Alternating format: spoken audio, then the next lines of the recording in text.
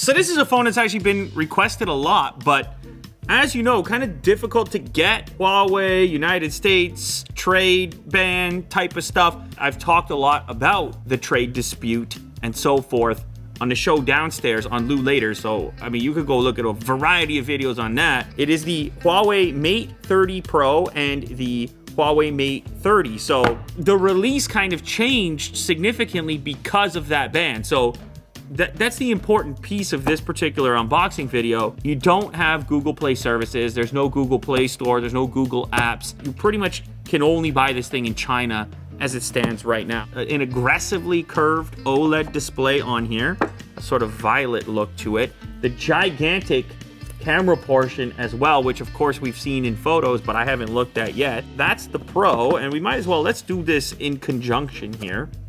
Here is the non-Pro version. That one looks like it's just in black, and obviously it's going to be a slightly different setup. The Pro is substantially more slender. Oh, the Pro one actually comes with a case. It's an actual hard shell case.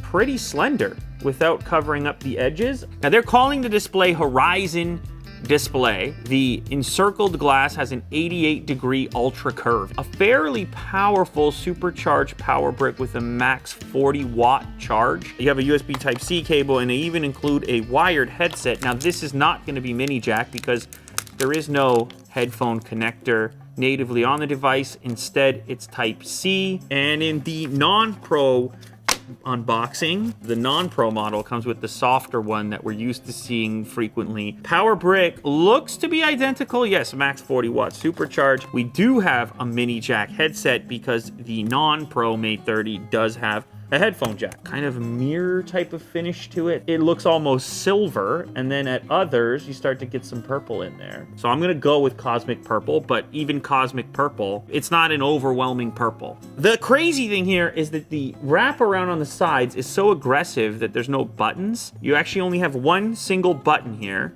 and it's almost on the back side of the phone when you look at it. Gigantic camera array, which they've done in a circular fashion. Okay, I'm giving a little juice to the Pro model. In the meantime, let's check out the non-Pro. So for the non-Pro, it's about $600, and for the Pro, it's $800. Battery life, I should mention, 4,500 milliamp hours in the Pro model, which is an upgrade over the previous version. This one is 4,200. This one is a more typical smartphone layout. This color, far more conservative.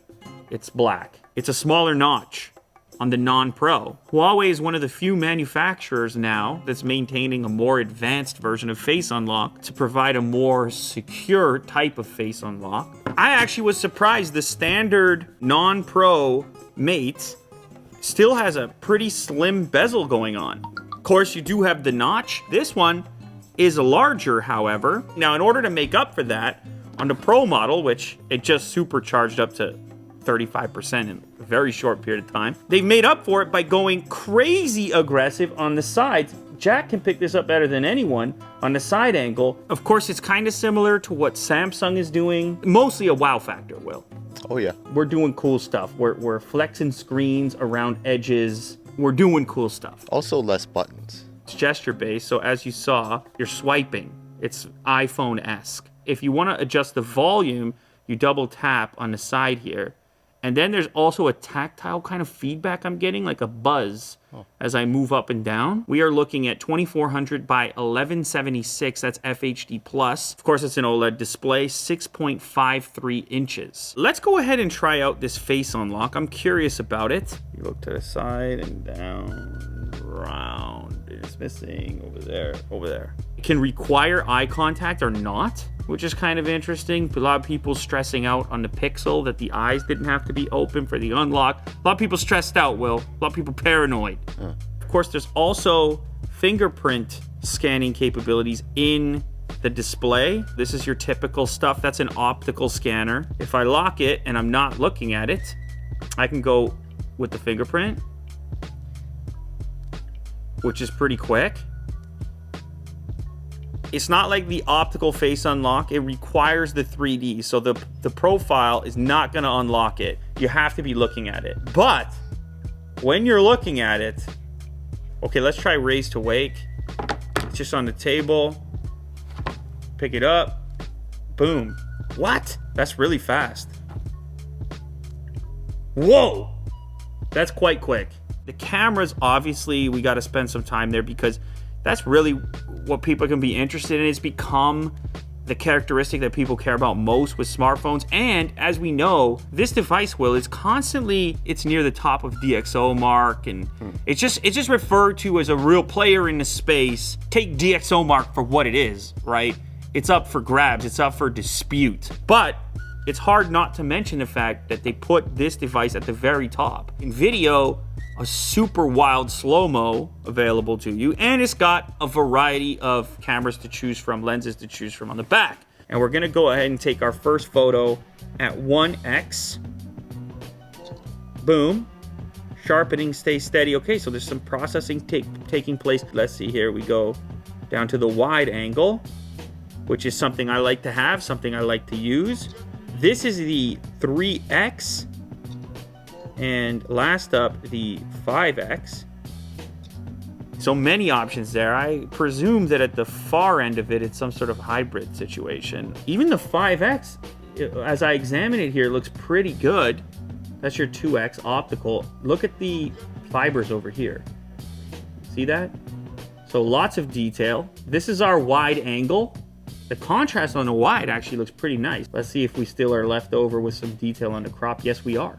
And then you also have your standard field of view, and that's the stock that's going to come out of the camera. So we've seen this before, obviously, but it's interesting to see each year how it changes. In the past, when it sees it as greenery, as it does right here, Jack, you can make that out, it tends to kind of enhance the saturation. It's making some smart decisions for you based on track record and obviously whatever it thinks is going to produce the best results for your particular image.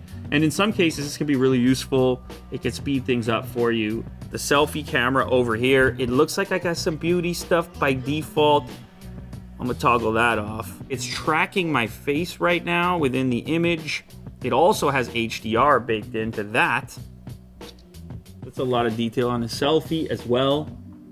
This is up near the top from a performance perspective. Just analyzing this slim number of photos, I would be happy to point and shoot this thing. So DxO isn't completely off when it comes to this particular device. Now, kind of the elephant in the room here is the fact that we're looking at a device that has no Google Play services. The complexity of living with this phone goes way up for anyone who relies on those services, uses those services, things like YouTube. So Huawei launched its own app gallery in the meantime. Is this a substitute? I don't think it's gonna be a substitute for most people as it stands right now, and that's probably the reason this thing launched in China, and they're in no rush to launch it elsewhere because they probably realize that as well. Now, if you enjoy tinkering, if you're the type of person you don't mind diving in there, you could still get a lot out of this device if you're willing to import it or if you choose to. As far as being adopted in a big way, with all the press and the fact that the carriers pretty much have to stay away from it now, it's a major step back for the hardware,